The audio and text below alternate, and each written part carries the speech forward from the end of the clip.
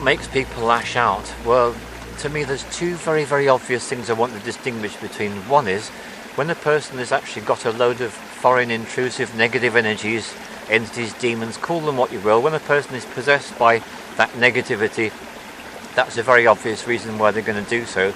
And in a sense, I would say that's the person that is actually acting in a way outside of their own control, because they've got forces which are in them which are affecting them.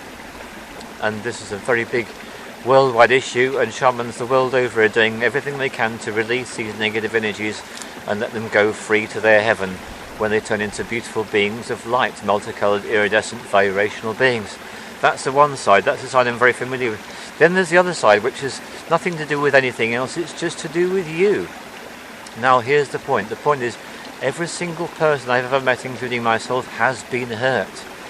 In fact, just about everyone I've met has been hurt pretty badly.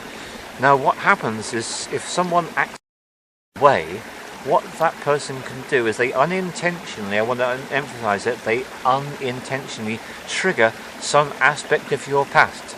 And if you've not come to grips with that and not really forgiven yourself and the other person, that then rears up, and the next thing you know, you go into reaction mode, and you might suddenly unleash a swear word at that person, or you might do a very forceful gesture, you might start judging that person, you might even lash out physically. So that's when your own personal pain has been triggered by somebody else's behaviour, and they had no intention of doing this. And this is pretty much near as damn it 100% of the time. People don't deliberately go out of their way to trigger people's negative anchors. They don't do that. That's the word that we use to describe this. And a negative anchor is some deep personal wound inside yourself that someone has just reminded you of. And because it's such a deep wound, and because you feel you need to protect yourself, this is what tends to happen. You look at the people that carry around the guns, you look at the gun-toting people. If you really look into their eyes, you're going to notice something about them. They're very, very frightened people. A person who has no fear carries no gun. A person carrying a gun has actually got a little bit of manifested, concretized fear in their pocket or in their bag or wherever it is they're keeping that thing. That's what a gun actually represents in shamanic technology. It's simply a piece of physicalized, concretized fear. So most of us don't carry guns. For those of us that don't carry guns, it's as simple as that. We've been triggered by something that someone else has done, which has reminded us of our wound, because we suddenly get thrown back into that past place of wounding. We then have this great desire to protect ourselves, and the way humans tend to protect themselves is by lashing out in some form of an angry outburst. So as soon as you do this, then the thing to be aware of is you've just been given a valuable signal about yourself. You're being shown how your past is still ruling you to that extent that you've been triggered. And your job as a human being is to become more and more in tune with those times, and to literally, there's an expression, it's called get a grip, and it's self-control. We only learn this through practice. So our road as human beings travelling along our individual magical road is, yes, we do get triggered, yes, we do lose it, we lose our way, we react. But here's the beauty. The beauty is, once we have reacted, we can take ourselves off by the scruff of our neck off to one corner and say, look what you just did, that wasn't very good. Then we get the opportunity to clean up. It's called apologising. You go to find the person, I'm sorry I behaved like that. I didn't mean to react the way I did. Sorry. That's what we can do. Those that like to hurt, to people who get pleasure from hurting. Well, here's the thing. We can enjoy love, and love is one of the greatest gifts on this planet. Now, what is hate? Hate is love turned in on itself. That's a really useful definition when you think about that. Hate is love turned in on itself. It's been twisted. Once you untwist it, then you can actually get back into the reality. You can get back into a place of love. But when you're in hate, literally, the love has turned in on itself. So this takes us to the people who enjoy inflicting pain on others. Now, in terms of the dark side and the bigger picture, we can see that one of the functions that such people have had historically is that when they're inflicting pain on other people, they're giving them these really terrible experiences through which they learn and grow. But in terms of that individual that's actually inflicting the pain, something really horrific has happened to them, because they have been completely divorced from the reality of the fact that we're all one. Because imagine a person is literally deliberately inflicting pain, maybe even torturing another person to make it the most extreme example I can conceive of. The ultimate one is a child is being tortured by an adult. Hideous stuff, isn't it?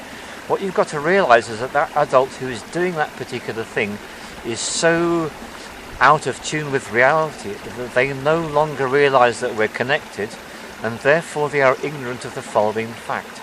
Every single bit of pain they inflict upon another, they are inflicting upon themselves. So in a sense, this is the worst form of twisting possible.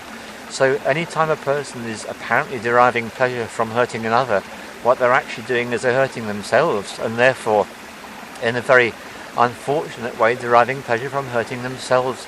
And this only speaks volumes about things they've experienced themselves. And this is where we talk about profound soul loss. This is a very important aspect in shamanism. We don't come across this that often, thank goodness. But there's loss, there's severe soul loss and profound soul loss. In profound soul loss, you get to the situation there is so little of that person left that they become entirely inhabited by entities, demons and negative energies. And that's actually what starts to happen, is you get these really demonic forces inhabiting that person, and that person is a lost soul. You've heard this expression before, I'm sure, in everyday life. We talk about, well, sorry, that one's a lost soul. And then we talk about a particular form of abuse, which is when a person takes a particularly noxious, toxic drug, say something like heroin or crack cocaine, something that's obviously blatantly destroying the person. This is a similar thing again, whereby the person has experienced so much soul loss through so much wounding that they're completely disconnected from the fact that we're all one, and they're even disconnected from the fact of what they're doing to themselves. So this is really the hardest part of the dark side, and it's a very hard thing for me to have to accept, but the truth of the matter is that once a person goes beyond a certain point, they cannot be helped until they reach the point when they reach out and ask for help. As long as the person is being the evil torturer, or the person that's literally killing themselves by taking something which is poisoning themselves, all we can do is to send them our love and to wait patiently until the day comes when they ask for help. The moment they ask for help, the whole universe will twist and rearrange itself to do everything it can to put into the path of that person all the people that will help them back. So here's my real answer to the question: why do people maim and torture other people? Why do people kill themselves doing all these things? It all comes down to answering this one simple question. The question is being asked by the universe, and the question is this: what is it to be human? As members of the human race, we are, as an entire human race, answering that question. And so some people have chosen to take on a very easy route, whereby they have a really nice, easy life, they have a great time, it's all holidays in the Caribbean, they never worry about money, it's all very simple and straightforward, everything's sweetness and light. Other people choose more difficult circumstances. Then there's that small number of people that choose the path that make most of us quail in terror. The ones that literally do take on these really challenging roles, and the answer is yes, something is gained from this, and what is gained is the whole human race has the combined experience of knowing that to be human includes a total spectrum from totally unconditional universal love all the way through to the opposite, which is complete evil, arrogance and hatred without any humanity. And that is what it is to be a human being. We span that fantastic huge spectrum. You know, talk about the visible spectrum from red to violet. That's minuscule compared to the spectrum of human behaviour and human possibility, human consciousness. And all the ways our job as human beings is to do what we're doing and then to become awake. So the last ones to wake up are going to be the ones that have given themselves over to evil, and all the rest of us can do is to keep on sending them the love. If you know someone that you feel is a lost soul, every time you think about that person, I invite you to send the love, whether you want to do it with the Hawaiian shamanism as I love you, I'm sorry, please forgive me, thank you, or just beam a load of heart straight out from your heart to that person. Just do that whenever you think of that person, and it will get through. It will get through, and it does make a difference. And it might seem like one of the most thankless tasks you've ever been given to do, but believe me, it does get through, and time will tell. And when I say time will tell, I'm talking about this year. This year will tell with regard to these matters.